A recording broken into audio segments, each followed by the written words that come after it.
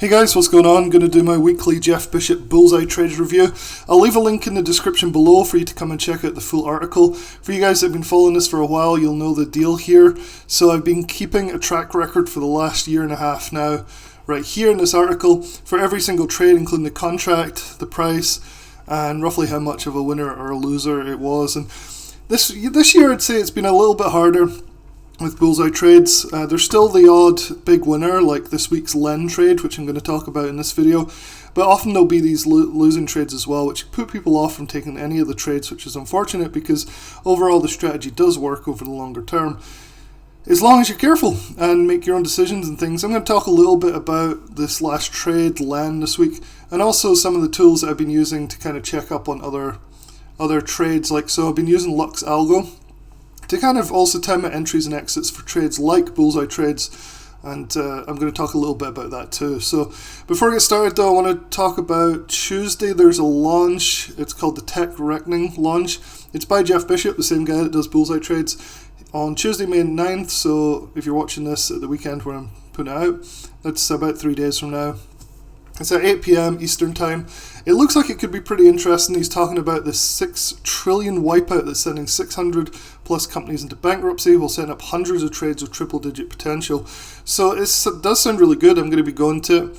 He's talking about a gamma trigger. It sounds all fancy. Could be some marketing stuff here, but who knows. It's worth checking out. So I'll leave a link in the description to come in this page right here and sign up to watch that presentation on Tuesday. Let's have a look a little bit more here. So there's not a lot of information here. It could be interesting though, because we are going through a period of turbulence with tech companies, and so this could be really interesting to see. So yeah, check out the description below. I'll leave a link to sign up for this event on Tuesday, which could be quite fun.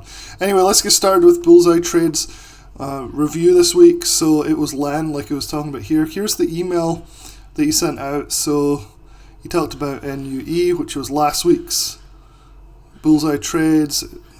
He's talking about how he did it in Wall Street Bookie. And so this is something that you need to remember, is often he will be doing multiple trades on this. And so he's kind of hedged, right? So you got to be careful. His profit and loss could still be positive on the particular ticker if you're not a member of all the different things he's doing. So looking down here, he says, this week I'm looking to make a bet one of the strongest sectors will continue to charge higher, and that is with home builders. So my top idea is LEN. So he's looking at home building companies. Let's see. I didn't actually take this trade, by the way. I was been busy moving and stuff this week, so it's something that I missed out on, unfortunately. So he says, as I said, this will be an extremely choppy week for the markets. When I do trade, I plan to trade with a smaller size.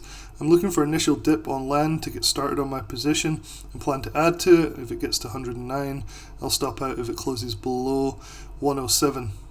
And then, so here's the contracts, May 19th, 113 calls near 220. So let's go to my brokerage, Thinkorswim, right here. This was SPY for the week. You can see we had the sell-off with the FOMC and then a bit of a rally on Friday into the close. Let's see what LEN did. So LEN, this is Monday on the left here, the 1st of May. And so LEN did dip, and it did dip almost to the 109 that he was talking about. I'll mark the 109 for you guys.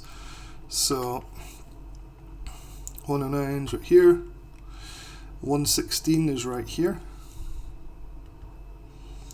So let's see what he said was his plan and how close did it fit. So I'm looking for initial dip on LEN. So it's true, we got the initial dip on Tuesday. So again, this is kind of in line with what I found is best to wait until late Monday, early Tuesday to get an entry on these things. So it didn't get to 109, and it certainly didn't stop out below 107. So he says, I think we could see 116 and then 120. And so on Wednesday it spiked up and just almost tapped 116 up here for quite a nice move. And then I've sold off a little bit. This is the underline. Let's go to the options and see how much they moved. So let's just see what options it was again. So May 19th, 113 calls. May 19th, 113 calls. So right here. I'm going to send those to my chart, so we're just going to plot the options contracts right here. And usually what I do is I get rid of the theoretical options price. So in studies, edit studies, usually get rid of the open interest and the theoretical options. It looks like that. Okay, so we still have Monday on the left here when the alert came out, and you can see it was pretty high, and this is very typical. Usually I think people get mad because they think they have to get into the trade early Monday, and it's usually a bad idea. Occasionally it will just continue up, but usually we have a dip into Tuesday, and that was the case with LEN. You can see the options contracts were at $3 at the open, about $3.20, and so if he's saying $2, you never want to be, in my opinion, buying up way above his buy price. So we dipped to 180, which is awesome. So he was saying about $2 would be a good target. So call near 220. You can usually get 10 or 15 or even 20% cheaper than that. So that's kind of my strategy with these, is to hold off on them. You guys that watch these videos every week will already know that. So 180 was the best price you could have got. Let's face it, most people probably got in around 2. And then this thing ripped up to 3.2 pretty quickly, so more than a 50% move. And then all the way up to 4.4, which is a 100% winner. So you see that you might have, if you'd waited off to get his price, you'd have probably got a 100% winner on this thing.